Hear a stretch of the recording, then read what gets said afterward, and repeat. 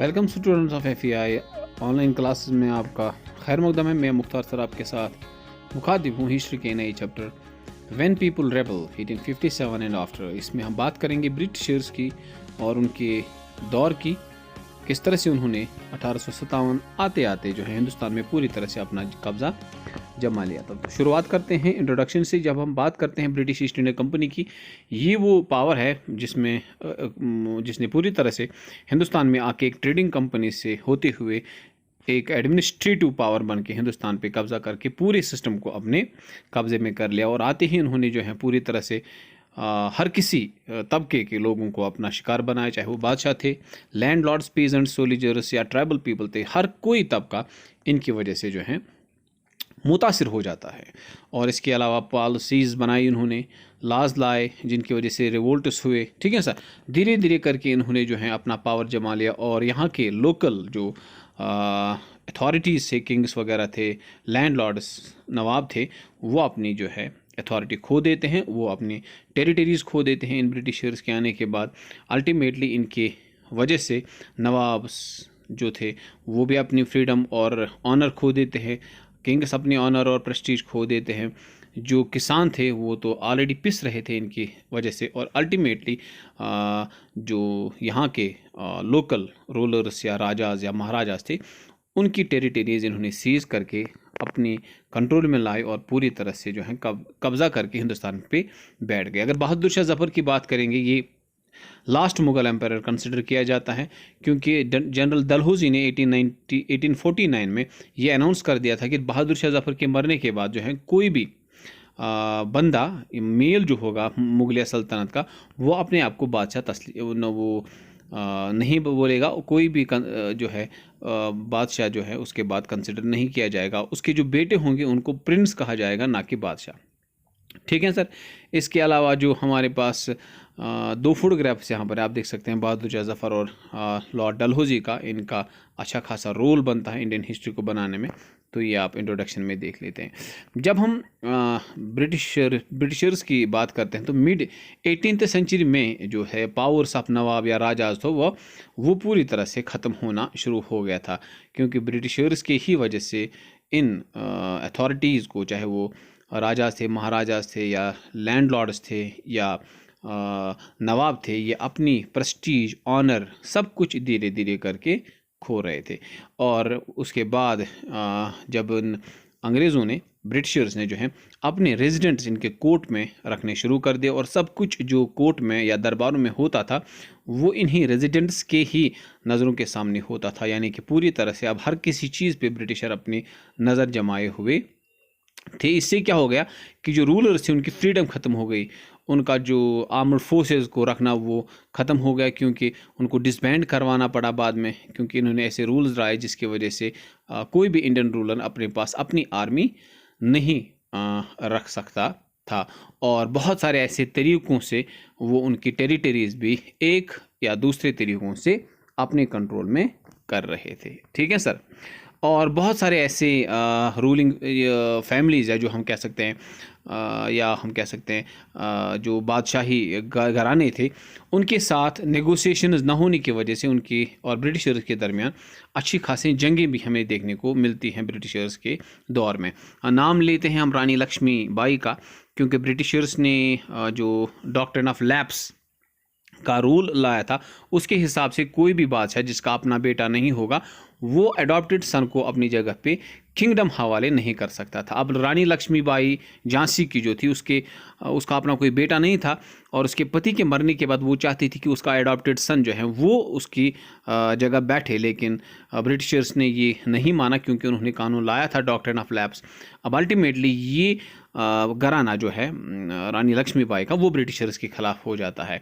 इसी तरह से नाना साहेब जो अडॉप्टेड सन थे पेशवा बाजीराव सेकंड के, वो उसके मरने के बाद जो पेंशन वगैरह उसका लेता था वो ब्रिटिशर्स ने उसको देना बंद कर लिया। उससे भी इस शाही ख़ानदान के साथ भी ब्रिटिशर्स के अच्छे ताल्लुकात अच्छे नहीं थे, और ये दोनों ख़ानदान बड़े पैमाने पे ब्रिटिशर्स के ख़िलाफ़ हो जाते हैं उनके नए रूल्स की वजह से। वरना इन रूल्स के आने से पहले ये ख़ानदान अपनी जगह पे एक अच्छा खासा प्रेस्टीज, ऑनर वगैरह रखते थे, लेकिन ब्रिटिशर्स के नए रूल आने की वजह से ये दो खानदान इनके खिलाफ हो जाते हैं, क्योंकि ब्रिटिशर्स का मकसद यही था इस कानून को लाना कि वो किसी तरह से इनकी टेरिटरीज को शाबाश अपने कब्जे में ला सके।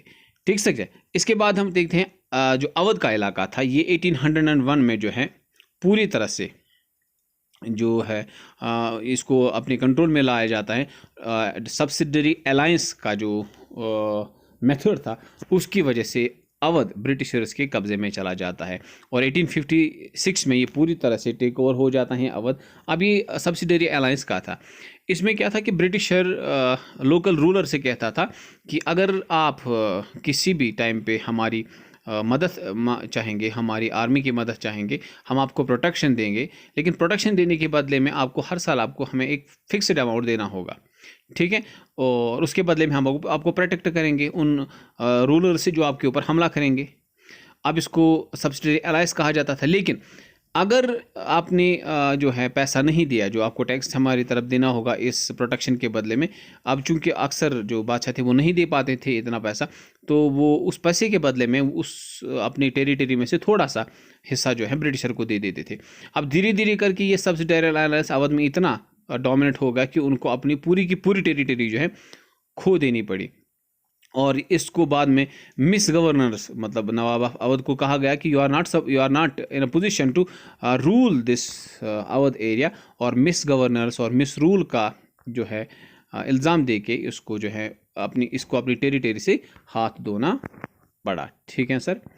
और अगर हम मुगलिया सल्तनत की बात करें और ब्रिटिशर्स की पॉलिसी की बात करें, उनका मकसद ही यही था कि वो किसी तरह से ब्रिटिश ये जो है मुगलिया डायनासिटी है उसको ख़त्म कर सके। एक प्लान उन्होंने बनाया, क्योंकि हम पहले आपके साथ बात कर चुके हैं कि गवर्नर जनरल डलहौजी ने 1849 में ये ऐलान कर दिया था कि बहादुर शाह जफ़र के मरने के बाद उसको जो है उसके बाद किसी और को मुगलिया सल्तनत का बादशाह नहीं बनाया जाएगा या नहीं माना जाएगा। उनको राजकोट से निकाल के किसी और जगह दिल्ली में कोई अच्छी सी जगह दी जाएगी, और उसके बच्चों को राजा नहीं, किंग नहीं, बादशाह नहीं, बल्कि उनको प्रिंसेस कहा जाएगा। ठीक है।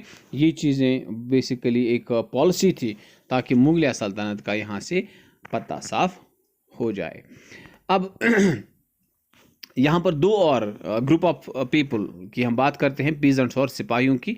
अब अगर देखें सिपाहियों की, अगर यहाँ पीजेंट्स की अगर हम बात करें, ये दोनों जो हैं पिस रहे थे ब्रिटिशर्स के नए रूल्स की वजह से। ये हिंदुस्तान में पिस रहे थे। पीजेंट्स बिल्कुल नाखुश थे, नए नए टैक्स इनको देने पड़ रहे थे ब्रिटिशर्स की तरफ, नए नए मेथड्स इनको फॉलो करने पड़ रहे थे, जिसकी वजह से खुश नहीं थे। ये अपनी लैंड खो रहे थे। टिलिंग जो थे ये जनरेशन से अपने इस लैंड को टिल कर रहे थे, लेकिन नए टैक्सेशन पॉलिसीज़ की वजह से या उनको न पे करने की वजह से, लोन्स को न पे करने की वजह से ये किसान बिल्कुल नाखुश थे ब्रिटिशर्स से और उनके नए नए रूल्स एंड रेगुलेशंस की वजह से। At the same time when we see the position and the condition of the spies in the British army who are basically the Indians, जो इंडियंस हुआ करते थे, उनको अच्छी सैलरीज नहीं मिलती थी, अलाउंसेस नहीं मिलते थे, या जो वर्किंग कंडीशंस हुआ करती थी ब्रिटिश आर्मी में वो भी अच्छे नहीं हुआ करते थे। लेकिन अगर हम दूसरी तरफ से देखें, जो ब्रिटिश आर्मी में ब्रिटिशर्स हुआ करते थे या ब्रिटिश सिपाही हुआ करते थे, उनको अच्छी सैलरी, अच्छे अलाउंसेस, कंडीशंस जो सर्विस के हुआ करते थे वो भी अच्छे हुआ करते थे। तो ये बहुत ज़्यादा बयास था अगर हम देखें सिपाहियों के हवाले से ब्रिटिश आर्मी में ब्रिटिशर्स की तरफ से। अब इसके बाद दूसरी चीज़ ये भी थी कि ब्रिटिश आर्मी में काम करने वाले जो ब्रिटिश इंडियंस थे या जो सिपाही थे, इनको जो है ओवरसीज़ लड़ने के लिए जो है भेजा जाता था। लेकिन चूंकि इनका एक मतलब रिलीजियस सेंटिमेंट से जुड़ा हुआ था, क्योंकि बिलीव करते थे हिंदू कि सीज़ को क्रॉस करके दूसरे साइड में जाके लड़ना ये उनके मज़हब के ख़िलाफ़ है, या मतलब उनके रिलीजियस सेंटिमेंट से हर्ट होते हैं, और इसलिए वो नहीं चाहते थे कि ऐसा करें, मतलब वो ब्रिटिशर्स को ओवरसीज़ भी जो है सपोर्ट करें। तो 1824 में जो है सिपाहियों को ब्रिटिश आर्मी में ये कहा गया कि आपको बर्मा के लिए जाना होगा और सी रूट से जाना होगा, जिसको उन्होंने डिनाई कर लिया था। अब इससे बहुत ज़्यादा प्रॉब्लम्स हो गई, बहुत सारे सिपाहियों को पुनिश भी किया गया, और अल्टीमेटली 1856 में ब्रिटिशर्स ने इस चीज़ को ओवरकम करने के लिए कानून ही बना डाला कि कोई भी बंदा आज के बाद जो ब्रिटिश आर्मी में रिक्रूट होगा उसको किसी भी टाइम पे ओवरसीज़ जो है लड़ने के लिए अगर भेजा जाए तो वो उस वक्त इनकार नहीं कर सकता है। अब ये जो सिपाही थे ये और नाखुश थे ब्रिटिश आर्मी में ब्रिटिशर से। उसका कारण ये था कि अक्सर जो थे वो रूलर फैमिली से बिलोंग करते थे, और रूलर फैमिलीज़ के बारे में आपको पता है कि ब्रिटिशर्स रूलर इंडिया के साथ कितना घटिया तरीके से पेश आते थे, जिस वजह से इन सिपाहियों को बहुत एक्सपीरियंस था कि ये ब्रिटिशर्स न सिर्फ रूरल एरिया में बल्कि ब्रिटिश आर्मी में काम करने वाले इंडियंस के साथ बहुत बुरी तरह से पेश आते हैं। तो इस चीज़ का एक्सपीरियंस था उनको, इसलिए उनको ज़्यादा गुस्सा ब्रिटिशर्स के हवाले से आता था। अब ब्रिटिशर्स तो नए नए रूल्स एंड रेगुलेशंस ला रहे थे, है ना, लेकिन कुछ चीज़ें जो थी उसके बाद में प्रॉब्लम्स क्रिएट हो रही थी। लेकिन ब्रिटिशर्स का एक पॉजिटिव रेस्पॉन्स ये भी था कि उन्होंने नई नई चीज़ें इंडियन सोसाइटी में इंट्रोड्यूस की, जिसकी हमें जो है अप्रिसिएशन करनी चाहिए। जैसे कुछ सोशल प्रैक्टिस जैसे सती, इसको बैन करवाया गया।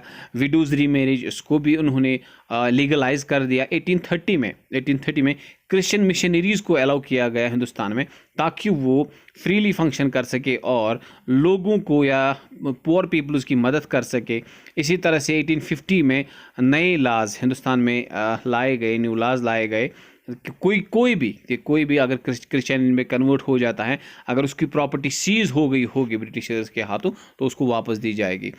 अब ये चीज़ें हिंदुस्तानी सोसाइटी में हो रही थी रिफॉर्मेशन के नाम पे, लेकिन इसकी वजह से हिंदुस्तानी लोगों में जो था एक नेगेटिव सेंस पैदा हो गया, क्योंकि वो इस चीज़ को नेगेटिवली लेने लगे और ये कहने लगे कि ब्रिटिशर्स इन मेथड्स की वजह से उनका रिलीजियस या सोशल ट्रेडिशन जो है वो करप्ट कर रहे हैं, और वो चाहते हैं कि हम क्रिश्चियनिटी में कन्वर्ट हो जाए, और वो इन प्रैक्टिस से जो है हमारे धर्म को भ्रष्ट करना चाहते हैं। तो इसीलिए वो इनके खिलाफ हो रहे थे। अब अलग चीज़ है कि इनके इन रिफॉर्मेशन पॉलिसीज़ में कुछ चीज़ें सही भी थी और कुछ चीज़ें गलत भी थी। इसके बाद एक और पहलू जो था वो था म्यूटिनी टू पॉपुलर रेबेलियन, क्योंकि ब्रिटिशर्स ने जो लाज इंट्रोड्यूस किए ब्रिटिश आर्मी में इंडियंस के हवाले से, उसका तो कुछ रिजल्ट निकलने वाला था। इसका नतीजा निकलता है किसका, रेबेलियन ऑफ 1857, क्योंकि कंपनी जो था ब्रिटिश ईस्ट इंडिया कंपनी, वो इससे हिल जाती है, पूरी तरह से हिल जाती है। अब ये म्यूटिनी स्टार्ट होती है मेरठ से, हाँ, जो नॉर्थर्न एंड सेंट्रल इंडिया का एक अच्छा खासा पोर्शन था, उसी में मेरठ में आता है। यहाँ पर बड़े पैमाने पे जो है जो सिपाही थे वो रेबल करते हैं against British east India company, और जब मिलिट्री अगेंस्ट जाते हैं एडमिनिस्ट्रेशन के, तो उसको म्यूटिनी कहा जाता है। ठीक है सर। अब यहाँ पर हम पूरी तरह से देखने की कोशिश करेंगे किस तरह से मेरठ से लेके दिल्ली तक इन सिपाहियों ने पूरी तरह से सिस्टम को बदल कर दिया। इसकी शुरुआत होती है मंगल पांडे से। इस म्यूटिनी की शुरुआत मंगल पांडे से शुरू होती है। उसको 29 मार्च 1857 को जो है फांसी दी जाती है, क्योंकि उसने अपने ऑफिसर के ऊपर बराकपुरा में जो है उसके ऊपर अटैक किया था, जिसकी वजह से उसके ऊपर केस चलाया गया और अल्टीमेटली 29 मार्च 1857 को ही वाज हैंग्ड, उसको फांसी दी जाती है। कुछ दिनों के बाद उसी रेजिमेंट के कुछ सिपाही जो हैं मेरठ में ही नई कॉटरेज आप समझ लो यहाँ पर बुलेट जो गन में डाली जाती थी, उसको पहले मुंह से काटना पड़ता था, फिर उसको राइफल में लोड करना पड़ता था। और एक रूमर था उस कोट के हवाले से, there was a rumour regarding that very cartridge that it was made up of cow fat and pig fat. ये काऊ की चर्बी और सुअर की चर्बी से बनाई गई है। अब ब्रिटिश आर्मी में जो इंडियंस थे वो मुसलमान भी थे और हिंदू भी थे, दोनों के रिलीजियस सेंटिमेंट इस चीज़ की वजह से जो है हर्ट होते थे, और वो कहते थे कि हम इस कॉटेज को इस्तेमाल नहीं करेंगे। तो इस चीज़ को लेके बहुत सारी प्रॉब्लम्स क्रिएट हो गई, पंगा वंगा हो गया, और 85 सिपाहियों को जो है वो डिसमिस कर दिया और उनको कहा गया कि you are not suppose to be the part of the British army if you will not obey the orders of your officers. तो उनको डिसमिस कर दिया गया। तो उसके बाद उनको 10 साल के लिए उनके ऊपर ट्रायल चलाई गई, और 10 साल के लिए उनको जेल में डालने का जो है वो अनाउंसमेंट कर दिया गया। उसके बाद ये चीज़ें होती 9 मार्च को 9 मई 1857 को ये 10 साल की जेल को सुनाई जाती हैं। और 10 मई को बहुत सारे सिपाही उस जेल के ऊपर जहाँ पर ये रखे गए थे, बंद करके रखे गए थे, उसके ऊपर हमला कर देते हैं, उसको जला देते हैं। ब्रिटिश ऑफिसर उसको मार देते हैं। वहाँ पर जो वहाँ पर गैरिसन था या गन्स और एम्यूनिशन रखने का जो पूरा वो कमरे वमरे थे उसमें उसको उसके ऊपर कब्ज़ा करके उनको निकाला जाता है। तो ये पूरा बिल्डिंग जो है जो उसको जलाया जाता है, और ये सिपाही जो हमला करने वाले थे और वो सिपाही जो बंद थे, ये दोनों वहाँ से भाग के दे डिक्लेयर वार अगेंस्ट फिरंगीज। फिरंगीज मतलब ब्रिटिशर्स, उनके खिलाफ एलानी जंग का नारा देते हैं। ठीक है सर। अच्छा, नए लीडर की चक्कर में जो है ये पूरी पलटन इन सिपाहियों की पूरी रात 10 मई को पूरी रात चलते चलते सुबह जो है सुबह सवेरे दिल्ली पहुंच जाते हैं। नेक्स्ट मॉर्निंग जो है 11 मई को ये दिल्ली पहुंच जाते हैं।